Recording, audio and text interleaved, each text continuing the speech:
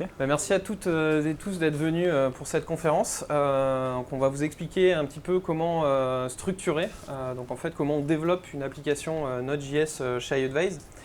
Le talk va vraiment se focus sur la partie en fait maintenance et travail d'équipe autour de ces projets, parce que vous allez me dire des frameworks autour de langage, il y en existe énormément, et après c'est une opinion qu'on envoie souvent en entreprise. Le choix d'un framework. On va vous expliquer un peu quel choix on a fait nous sur Node.js, comment on l'a fait. Avant ça, je vais vous présenter, on va se présenter et puis vous présenter qui est iAdvise. Donc iAdvise, c'est une plateforme de conversation orientée commerce. Le but en fait d'iAdvise, c'est que vos clients, les clients des marques sont absolument partout et à tout moment. Et le but d'iAdvise, ça va être de faire l'écoute de vos clients, notamment des gros clients comme Cdiscount, etc. et de vous apporter le meilleur répondant, donc que ce soit sur réseaux sociaux ou autres. Voilà. Qui nous sommes donc en fait, François-Guillaume Ribreau et moi-même, Julien Breu, sommes software architectes chez iAdvise. L'idée, c'est que nous, on est là pour faciliter en fait, et apporter notre regard global sur le système de façon transverse. Je vais vous expliquer un petit peu plus juste après comment et pourquoi. Notre équipe de recherche et développement, vous pouvez voir sur le stand, vous pouvez parler avec Anne-Claire Fix sur ce point. En fait, on est organisé dans ce qu'on appelle en interne des swarms. En fait, est-ce que quelqu'un connaît le fonctionnement de Spotify sur les squads, par exemple? Non, pas trop. L'idée, en fait, c'est que chez iAdvise, on voulait remettre le côté startup dans la startup. C'est-à-dire que quand on a une entreprise qui grandit, le but, c'est vraiment de pouvoir donner le maximum de pouvoir en fait, aux équipes de production et de développement. Donc, en fait, on va avoir un objectif qui va être ce qu'on appelle une KPI business. Donc, vraiment, ça va être générer tant de chiffres d'affaires mensuels pour cette partie-là du logiciel, et ensuite va graviter autour une petite équipe, à la fois d'un lead développeur, d'un product manager, de plusieurs développeurs avec différents types de développeurs. On va voir un petit peu les développeurs qu'on a dans la stack. Et avec FG, nous, on va se situer en fait un petit peu autour de tout ça, de façon à leur amener un œil nouveau et de vérifier que toutes les bonnes pratiques sont bien suivies, à la fois d'architecture système et logiciel. Notre stack au niveau langage se compose principalement de ces trois langages. Alors bien entendu, au-delà de ces trois langages qui sont PHP, Node et Scala, on a quand même des POC ou des logiciels qui sont développés. On va avoir ça et là du Go, de l'Elixir, des choses comme ça.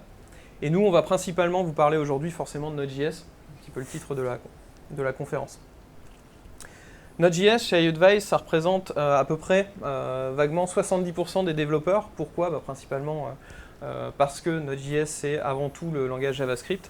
Et actuellement, 70% de nos repositories. Il faut savoir que chez iAdvise, notre stack initiale était une stack assez connue et simple, une stack basée sur LAMP, où on a très vite dérivé sur Node.js.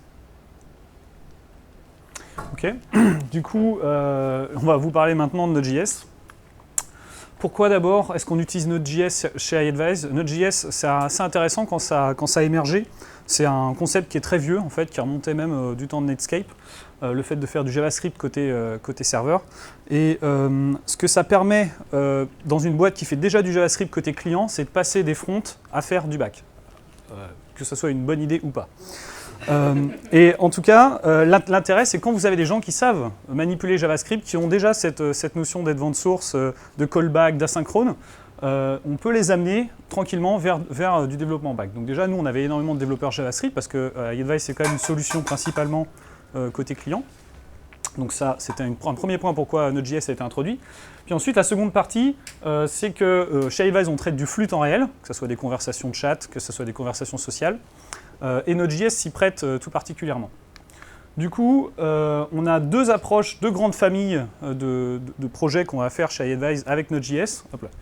Le premier, ça va plutôt être sur des workers. Donc quand on dit worker, c'est qu'on va traiter du flux. On va se connecter à une queue de messages. On va traiter ces messages-là, les transformer, les augmenter, les réduire, enfin faire la compression, etc. Ça, c'est la première partie. Donc on a plutôt des process actifs en Node.js. Et puis on a aussi des process passifs qui vont plutôt être des API. C'est des process qui vont réagir uniquement lorsqu'ils ont une requête HTTP et répondre à cette requête HTTP-là. La majorité du temps, on va utiliser ça pour faire du CRUD. Nous, dans ce talk, on va plutôt se focus sur la partie API, mais si vous avez des questions sur la partie worker, on pourra en parler après. Du coup, là, on va vraiment se focus sur la partie comment est-ce qu'on développe, mais pas sur la partie purement métier, plutôt sur la partie de ce qu'il y a autour, parce que ça, on n'a pas l'habitude de voir ce genre de talk, et comment on maintient nos applications Node.js dans le temps. Première étape, on a centralisé tout notre savoir-faire, toutes nos conventions dans un repository, qui est en fait qu'on appelle un bootstrap. Donc on peut faire ça. Alors déjà, qui a déjà fait du Node.js? Première question. Qu'on sache un peu. Qui a déjà fait du Node.js en production? Ok. Du coup, n'hésitez pas à poser des questions. D'ailleurs, il faut que ça soit interactif. Hein. On est d'accord là-dessus? Le maximum. En tout cas, la chose qu'on fait, c'est qu'on a un projet Bootstrap qu'on appelle My First Node.js Service, et on a ça aussi pour Scala, et on a ça aussi pour PHP. Et quand un développeur chez nous, qu'il vienne juste d'arriver ou qu'il soit là depuis plusieurs années, souhaite développer un nouveau projet en Node.js, il va forker ce projet-là. Et l'idée dans ce projet, c'est qu'on ait directement toutes nos conventions, toutes nos bonnes pratiques qui soient à l'intérieur. Donc par exemple, on a un repository public qui s'appelle iAdvice JavaScript Convention, qui va contenir à l'intérieur toutes les différentes conventions, donc JavaScript Code Style, ESLint, notre système de CI, etc., etc. Qui déjà a utilisé JSCS? Ok, et ESLint? Ok. Donc là, juste pour être totalement transparent avec vous, l'équipe de ESLint a annoncé récemment qu'ils allaient merger avec l'équipe de JSCS, donc on ne va plus avoir un système de code style à part, ça va être inclus directement dans ESLint. Mais là, à date, on a encore les deux, nous, qui sont séparés. Donc ce qu'on a fait, c'est qu'on a centralisé tous ces fichiers-là de configuration dans un repository. Pourquoi est-ce qu'on a fait ça? Parce qu'on s'est aperçu très rapidement qu'à chaque fois qu'un développeur crée un nouveau projet, il allait mettre à l'intérieur un .jcscs, .eslint, etc. Tous les fichiers de configuration. Or, vous connaissez tous le principe dry, don't repeat yourself. Et là, ce qui se passe, c'est qu'on s'aperçoit qu'on duplique de l'information entre nos différents projets. On duplique des conventions, on duplique le niveau de complexité cyclomatique qu'on doit avoir sur chacun de nos projets, etc., etc. Donc du coup, c'était pas dry. Donc on a tout centralisé dans un repository avec des améliorations par PR. Mais une fois qu'on fait ça, un problème se pose, c'est comment est-ce que mon information qui se trouve dans un repository centralisé, comment est-ce que je l'applique sur mes différents projets? Du coup, ce qui a été développé, c'est un outil qui s'appelle CheckBuild, c'est un méta-outil, c'est-à-dire qu'on réutilise des outils existants, on ne réinvente rien, mais on va utiliser ce méta-outil-là qui va nous permettre de faire un peu le connecteur entre ces différents outils. Vous connaissez peut-être SonarQube? Ok.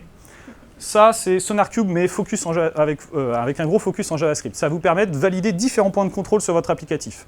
Ça va vérifier le code style, ça va vérifier les performances, ça va vérifier que vos dépendances sont à jour, ça va vérifier que vos dépendances sont sécurisées. Ça va vérifier, et à terme, ça doit aussi vérifier la documentation, le niveau de documentation de vos projets, etc. Et donc là, ça se base sur ESLint, etc. Et comment ça se passe? En fait, dans chacun de nos projets, on a un fichier qui s'appelle .checkbuild, et c'est la seule chose qui est dupliquée dans nos projets. Et ce que fait ce fichier-là, c'est qu'il pointe vers une adresse distante, donc là on utilise simplement les URL pour ça, et quand on lance checkbuild dans ce projet-là, il va télécharger ce checkbuild RC based, en fait on prend sur le master de notre JavaScript convention, et lui en fait qui contient, donc là on est dans JavaScript convention, il contient les différents composants qui sont activés, donc ESLint, JSInspect. JSInspect c'est assez cool, ça permet de détecter les codes dupliqués dans votre code, du coup. Donc si vous avez quelqu'un qui s'amuse à faire du copier-coller entre différentes méthodes, ça va le détecter automatiquement dès que vous, au-delà d'un certain niveau.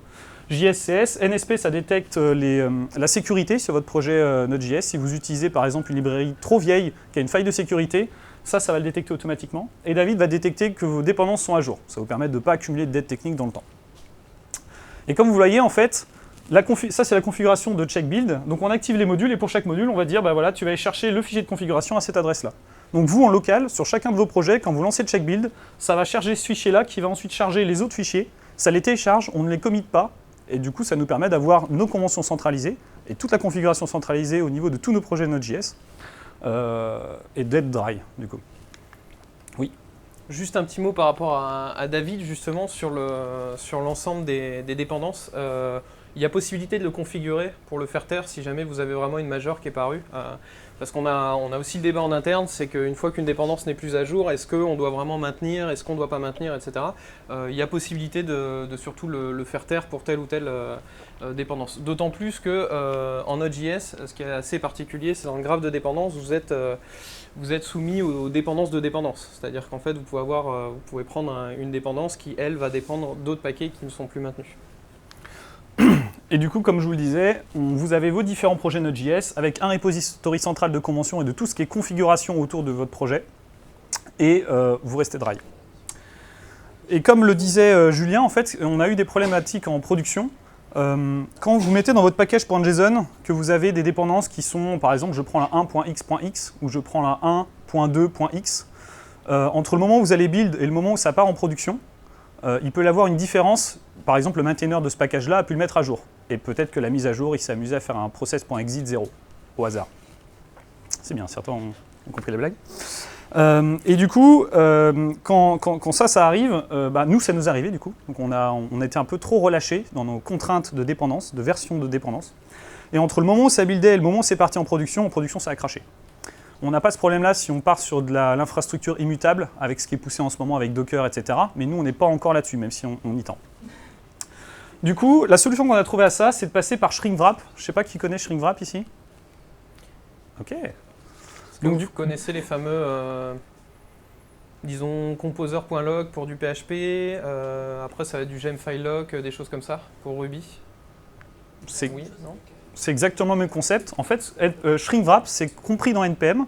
Et quand vous avez installé toutes les dépendances de votre projet, vous faites npm shrinkwrap, et ce que ça va faire, c'est que ça va lire vos dépendances, et ainsi que les dépendances de ces dépendances-là, et stocker les versions de chacune de ces dépendances-là, donc de tout l'arbre de vos dépendances, dans un fichier qui s'appelle shrinkwrap.json. Et la prochaine fois que vous allez faire un npm install, ça va lire non pas le package.json, mais le shrinkwrap.json. Et du coup, vous êtes sûr, théoriquement, que ce que vous avez installé au niveau de votre CI et ce qui part en production, si vous utilisez shrinkwrap, c'est exactement le même arbre de dépendance.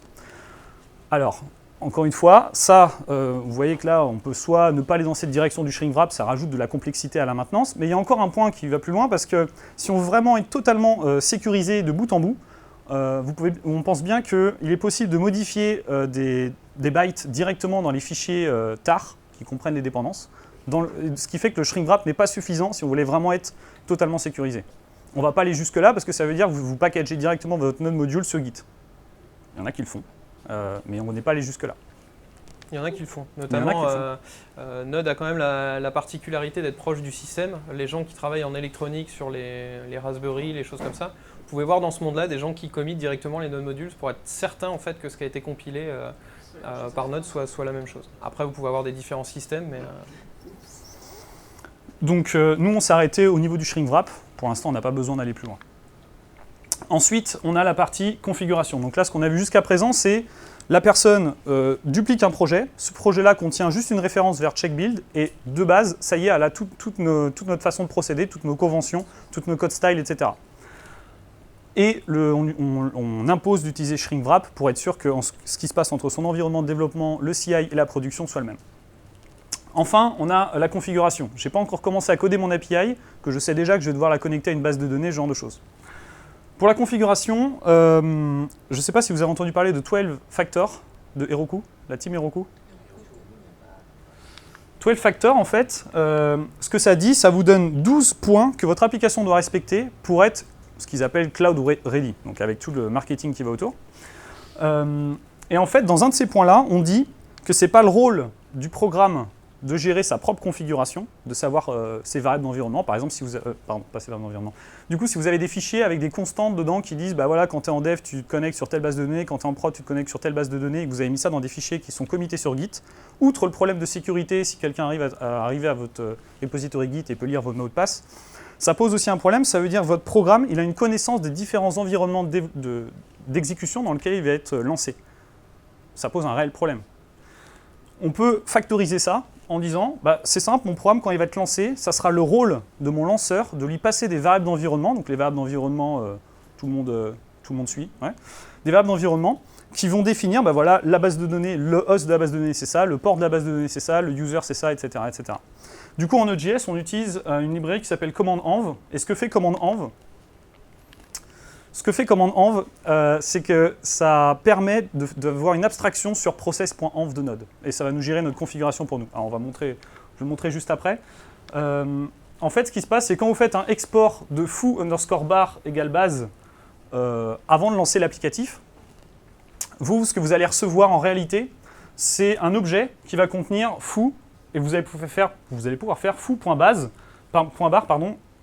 et vous allez recevoir base. En fait, ça, c'est la configuration par défaut.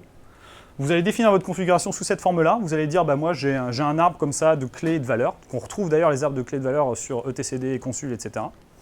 Et voilà mes valeurs par défaut. Ça peut être des chaînes de caractères, ça peut être des tableaux, ça peut être des nombres. Ça peut être des flags, donc des booléens. Et du coup, au lancement de l'application, cet objet-là va être parsé. On va le calquer avec ce qu'il y a en variable d'environnement.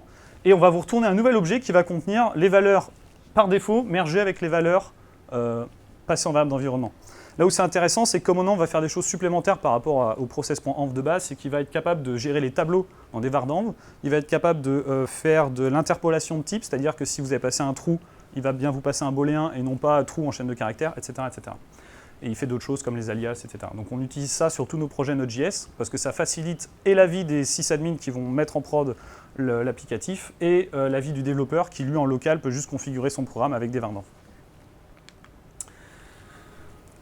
Dernier point là-dessus, en fait, on s'est aperçu que faire ça avant de lancer un projet en local, c'est assez embêtant. Ce qui est intéressant, c'est que ce pattern-là, vous pouvez le réutiliser dans d'autres langages. En fait, c'est pas juste local à Node.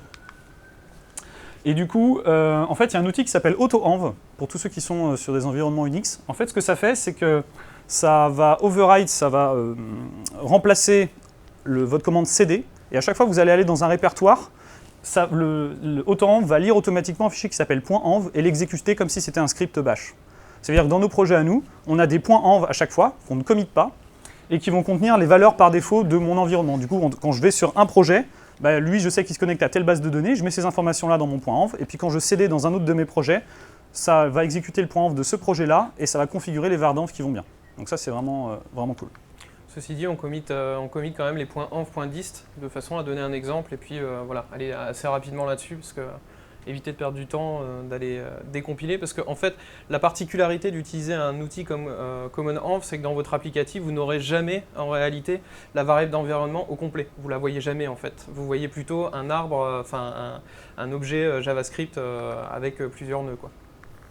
Et l'étape au-dessus de la variable d'environnement, on passe les constantes, les fichiers, donc ça c'est la problématique que ça pose, c'est qu'on ne factorise pas et que l'application a une connaissance de tous ces environnements d'exécution.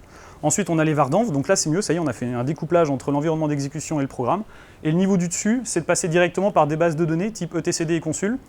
Dans nos cas, nous, on n'en a pas besoin pour l'instant, et de toute façon, quand votre programme est codé avec des var.d'env, vous pouvez très bien, avec votre orchestrateur, lui dire tu vas prendre les variables dans etcd et les injecter en tant que variables d'environnement au moment d'exécuter le programme. Donc du coup, en fait, l'un dans l'autre, on n'a pas de dette technique là-dessus. Sur etcd, on n'a perdu personne? Non. Si, c'est bon. Super. Dernier point, logging. Tu veux en... Ouais. Donc en fait, comme vous savez, là à la fois c'est régi par le 12 Factor, qui est vraiment un bon petit manifeste, mais également par les bonnes pratiques. En réalité, les bonnes pratiques de login dans une application, dans notre cas, nous on containerise. Si vous utilisez des VM, etc., vous aurez la même gestion. On sort les erreurs sur du stdr, stdout, quelque chose de classique. Nous, on a découvert un petit outil qui nous permettait de faire ce travail assez rapidement finalement. Et donc le transport qu'on utilise, on utilise un SaaS en fait, qui s'appelle Logmatic, qui nous permet à nous d'aller agréger en fait l'ensemble des logs. Pour information, notre plateforme est en mutation. On est en train de revenir sur nos pas juste pour réécouter ces sorties-là et les réenvoyer depuis l'orchestrateur. Mais bon, voilà, c'était, vous savez comment ça se passe, c'était un petit peu en avance de phase. Donc du coup, on a dans l'URL qu'on vous fournira à la fin, on a vraiment un logger qui va vers Logmatic et qui permet vraiment de croiser dans Logmatic. Par exemple, vous avez des traits dès que vous faites des mises en production, dès que vous restartez des choses, etc., vous les voyez, vous pouvez croiser énormément d'informations là-dessus. L'intérêt pourquoi est-ce qu'on a choisi Logmatic, juste une petite parenthèse là-dessus, c'est qu'au moment où vous allez développer votre applicatif, vous ne vous souciez pas forcément de la production. Et ce qui se passe, c'est qu'au moment où vous allez envoyer ça en production, tous vos logs donc, vont être envoyés sur cette plateforme qui s'appelle Logmatic, qui est une startup française. Et derrière, on va permettre aux développeurs de créer leur dashboard au clic, de créer leurs alertes au clic, pas besoin de faire un reload en se connectant SSH sur le serveur, comme beaucoup de solutions le proposent. Et du coup, c'est extrêmement efficace en fait. Ça nous permet d'avoir un workflow complet jusqu'à la surveillance de la mise en prod par les développeurs eux-mêmes qui peuvent suivre leur log applicatif sur la production et pouvoir créer leur propre dashboard et pouvoir aussi partager ces dashboards-là avec le product manager par exemple, qui lui n'est pas technique. On peut faire ça avec Logmatic. Donc ça nous permet d'avoir cette flexibilité-là assez facilement. Il y a une différence avec Logstash En fait, Logstash, ce que va faire Logstash, c'est plutôt qu'il va consommer ces logs-là pour ensuite les retraiter et puis mettre en place... Voilà. Et après, on va le lier avec Kibana du coup pour avoir ça. En fait, ce que fait Logmatic, c'est que lui, il gère tout ça pour nous. Nous, on envoie juste les logs et c'est tout via l'interface. On n'a pas de fichier de configuration à mettre en place comme avec Logstash. Et l'alerting, principalement. Et on a l'alerting en plus. La stack ELK est très light sur la partie alerting. Oui, exactement. Même s'ils font du travail là-dessus, parce qu'ils ont sorti un nouvel outil dans la stack ELK là, qui s'appelait... Oui. Ouais, je ne sais plus comment il s'appelle. Watcher ou... Bon, bref, je crois qu'il s'appelle Watcher.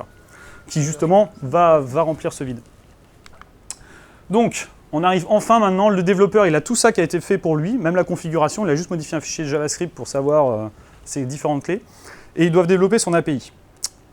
Comme on l'avait dit au tout début, on ne va pas se focus sur le développement même de l'API, mais on va se focus sur tout ce qu'il y a autour.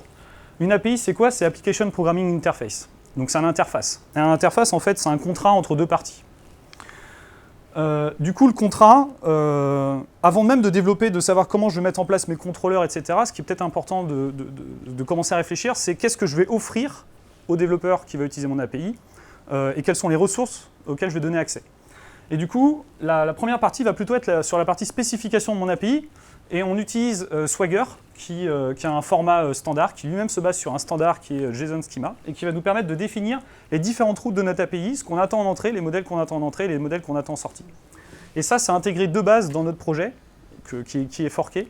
Et donc la personne, quand elle souhaite démarrer son nouveau projet, c'est l'endroit précis où elle doit définir ce schéma-là. Et elle n'a pas besoin de faire autre chose dans un premier temps. Elle n'est pas obligée de mettre des handlers ou des contrôleurs derrière. Et soit dit en passant, cette utilisation finalement de Swagger qu'on fait, on l'utilise dans les autres langages. C'est vraiment, quand on parle de contrat, on parle vraiment d'un contrat. Donc là, on vous le démontre en l'appliquant à Node pour pouvoir le maintenir, plus l'outil qu'on va vous présenter juste après. Mais c'est quelque chose qui s'applique dans tous les autres langages qu'on peut utiliser, que ce soit PHP, Scala ou Go. L'idée, c'est d'avoir une cohérence sur toutes nos API et pas d'avoir, tiens, je vais utiliser tel outil dans tel langage, tel outil dans tel langage. D'ailleurs, entre parenthèses, Swagger a été repris par un consortium avec Google, IBM, PayPal, Microsoft, sous le nom de OpenAPI. Et donc, si vous allez voir ce repo-là, c'est un repo actuellement en développement. Donc, entre Ramel et Swagger, il est peut-être possible que ça penche plus du côté de Swagger que de Ramel. Ce qui est trop cool, c'est qu'une fois que vous avez défini votre format, vous avez automatiquement votre interface de documentation qui est générée. Et plus fort encore, je sais pas, non je l'ai pas là. Plus fort encore, pour chaque route, là vous avez directement un formulaire qui va vous permettre de tester directement votre API. Donc en fait, vous avez juste défini votre API, vous avez dupliqué un projet, vous avez toutes les conventions qui ont été mises en place, vous avez la configuration qui est propre, et vous avez, une fois que vous avez défini juste ce fichier-là de définition de votre API, du contrat que vous allez passer avec les autres, vous avez une documentation qui a été générée automatiquement. Et encore une fois, moi je suis monsieur précision, encore une fois pour préciser, cette interface-là, là où elle est magique, c'est qu'en tant que développeur, on utilise tous des Postman, des trucs un peu sympas, etc. Mais là, vous avez vraiment la documentation qui est associée, c'est-à-dire vraiment lister ça, on va vraiment avoir un paragraphe, etc. qui est défini. Et ça, c'est vraiment très pratique parce que ce soit vos chefs de projet ou des product managers ou autres, vont pouvoir l'utiliser, aller vraiment eux-mêmes requêter dans ces microservices, finalement.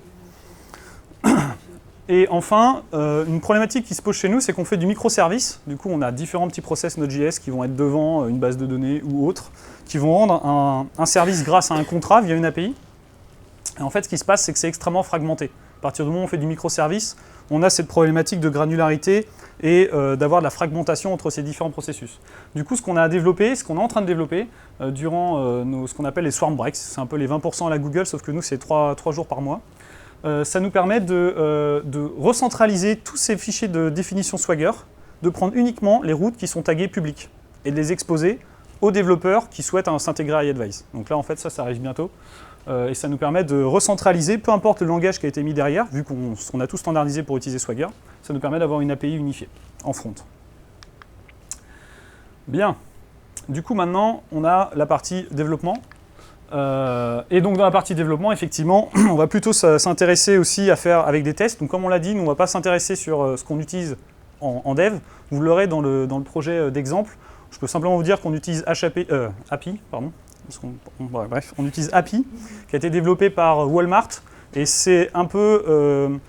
c'est un équivalent JavaScript à des frameworks assez complets comme Spring, mais avec moins de choses. Mais c'est quand même plus évolué que ce qu'on peut avoir avec Restify, Express.js, etc. Donc, pour les tests. De base, on fournit dans ce projet-là, on utilise Mocha. Pourquoi? Parce que c'est l'outil qui a été développé par TJ Woloshek qui a le plus d'écosystème.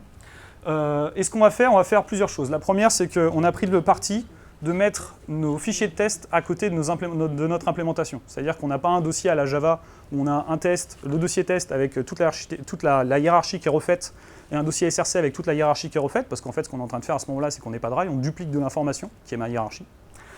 Donc on n'a qu'une seule hiérarchie de fichiers, de package en JavaScript, et à côté de chaque implémentation, on met le fichier test. C'est pour ça que vous avez une commande find qui est à droite.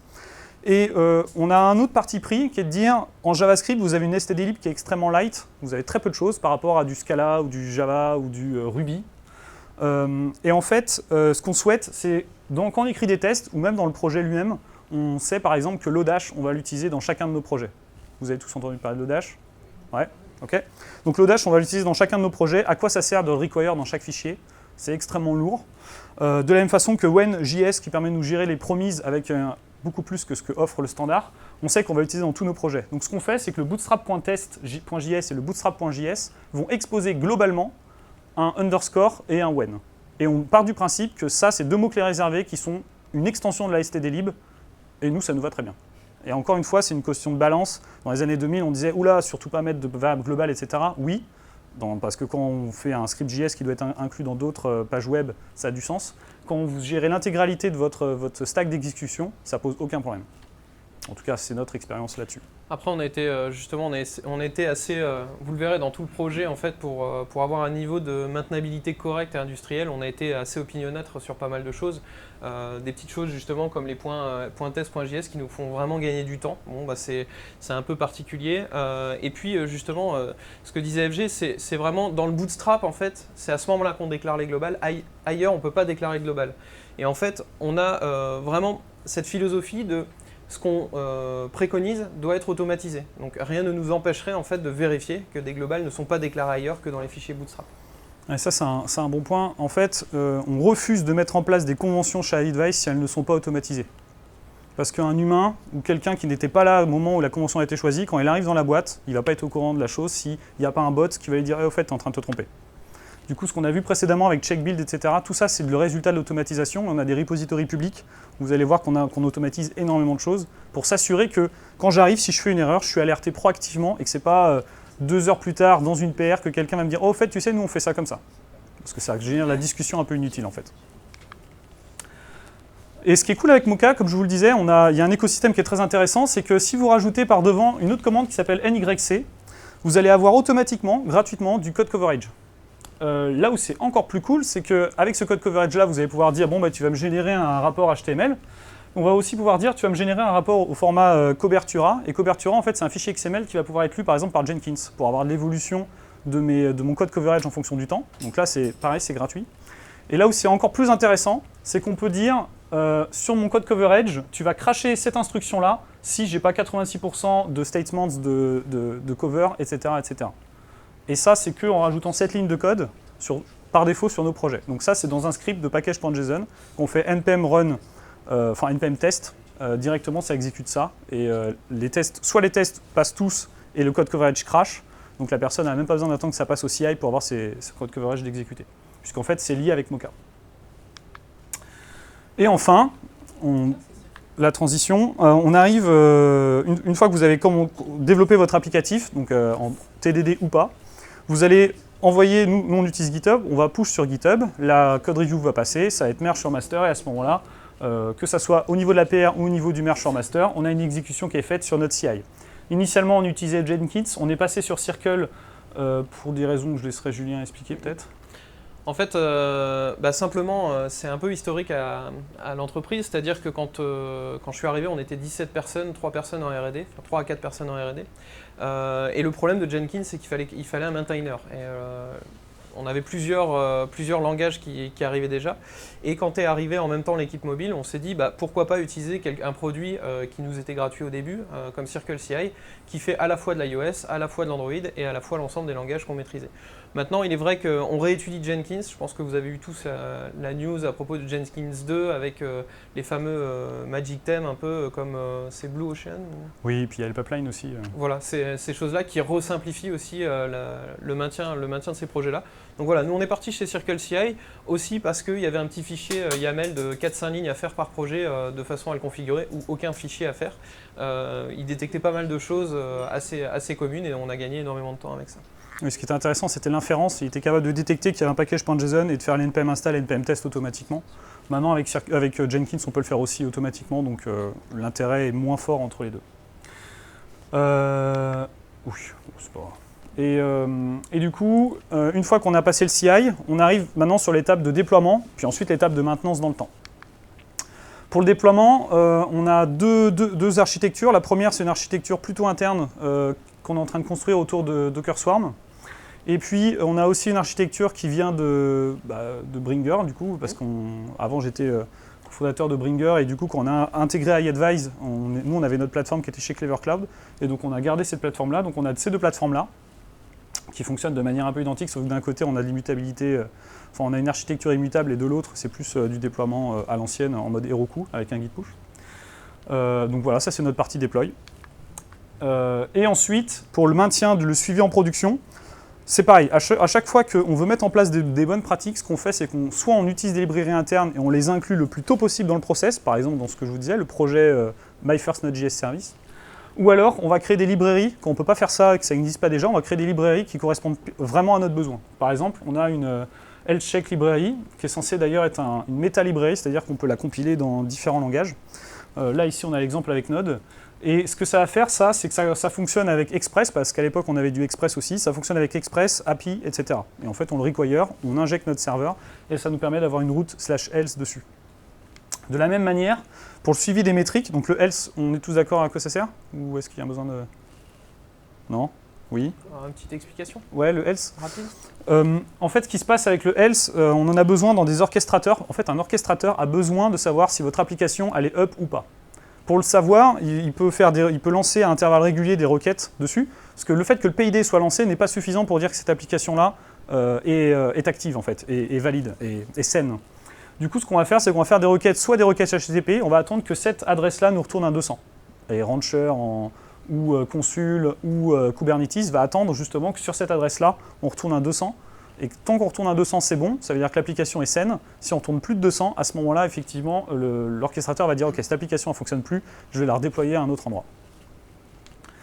De la même manière, on a une route /métrique. Donc là, c'est pareil, c'est très récent, c'est ce qui a été mis en place récemment, qui fait que sur toutes nos applications, dès qu'un développeur souhaite exposer des variables qui sont plutôt métiers, pouvoir les traquer dans le temps et les monitorer, donc c'est pas du log, là, c'est vraiment des variables métiers, on va exposer ça sur une route /métrique. En fait, c'est rien de nouveau, on retrouve ça dans d'autres frameworks, type Spring, etc. Et nous, en interne, on va utiliser Prometheus pour traquer ces valeurs-là et avoir de l'alerting par-dessus. Ce qui est important sur le /métrique, c'est à ne pas confondre avec le fameux logging dont on vous parlait. Le log, en fait, ça va vraiment être sur le runtime du projet. C'est vraiment est-ce que le projet se comporte bien, est-ce qu'il va bien, etc. Donc les warns vraiment du projet. Là, le métrique, ça va vraiment être quelque chose de purement métier. Ça va être... si par exemple on a un microservice qui gère, disons tout simplement les commentaires d'un blog, on va avoir peut-être le nombre maximum de commentaires stockés sur la base de données. Et ensuite, via des outils comme Prometheus, on va pouvoir se mettre des règles en disant, voilà, si pour ce microservice on a plus de 800 commentaires, alors on a été spammé, il y a quelque chose, etc. Et là, le métier peut interagir derrière. Mais ce qui est bien, c'est que cette route permet un métier qui est évolutif, contrairement à du logging. C'est-à-dire que si vous faites du logging dans votre application, avec une banale condition en disant si ça fait plus de 800, alors envoie-moi un message. Le jour où ça fait, le métier vous dit non, c'est plus de 400 finalement, non, c'est plus de 1000, etc. vous évitez de jouer ça dans votre soft et vous êtes plutôt sur le métrique. Vous envoyez simplement le chiffre et vous déléguez ça à une partie comme, bon, chez nous ce sera Prometheus, mais une partie comme ça. Après, rien ne nous empêche à terme de tout centraliser, de reprendre ce qu'on avait en externe et de le remettre en interne. Du coup, en conclusion, ce projet-là, qu'on fork pour chacun de nos le projet My First Node.js Service, qu'on fork pour chacun de nos nouveaux projets, c'est un problème parce que ça ne suit pas non plus dry. Pourquoi? Parce qu'on duplique du code à chaque fois, en réalité. Même si on a essayé de factoriser énormément de points de contrôle, on n'est pas dry. Donc il y a différentes options qui s'offrent à nous, là, maintenant. La première, c'est de convertir en framework cette base. Et quand on dit framework, en fait, on ne réinvente rien. C'est juste qu'on va mettre le ficelage nécessaire entre les différents composants, un peu comme Play Framework 1.4 faisait avec JPA, Hibernate, etc. On va faire juste la liaison entre ces différents composants-là et permettre à nos développeurs, eux, de dire ok, je require cette librairie-là, en fait, qui sera un framework du coup, et j'initialise, en fait, je vais faire de la convention over configuration. Et je vais juste mettre dans tel dossier les bons composants, etc. Et peut-être, pourquoi pas, avec un bootstrap en mode Yeoman, et ça sera suffisant. Ça nous évitera d'avoir... En fait, ce qu'on veut, c'est limiter au maximum le code dupliqué entre nos différents projets. Donc, par exemple, le deuxième point, c'est qu'on va sortir le maximum de points communs dans des librairies, dans notre repository NPM privé, pour justement factoriser au maximum le code. Et donc, ça va faciliter la maintenabilité.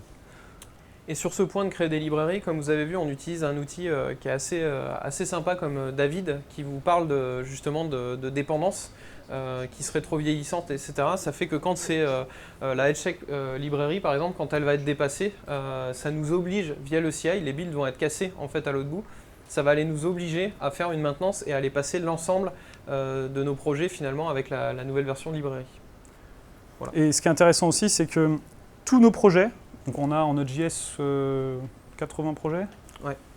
Environ 80 projets, donc 80 applicatifs qui tournent en production. Sur ces 80 projets-là, en fait, et sur tous les autres, en fait, toutes les nuits, on exécute des nightly builds. Et dans ces builds de nuit, check build est exécuté. Et donc, si check build est exécuté, David est exécuté. Donc, on vérifie à chaque fois les dépendances. Donc, le matin, vous avez la liste de vos projets qui ont des dépendances en retard.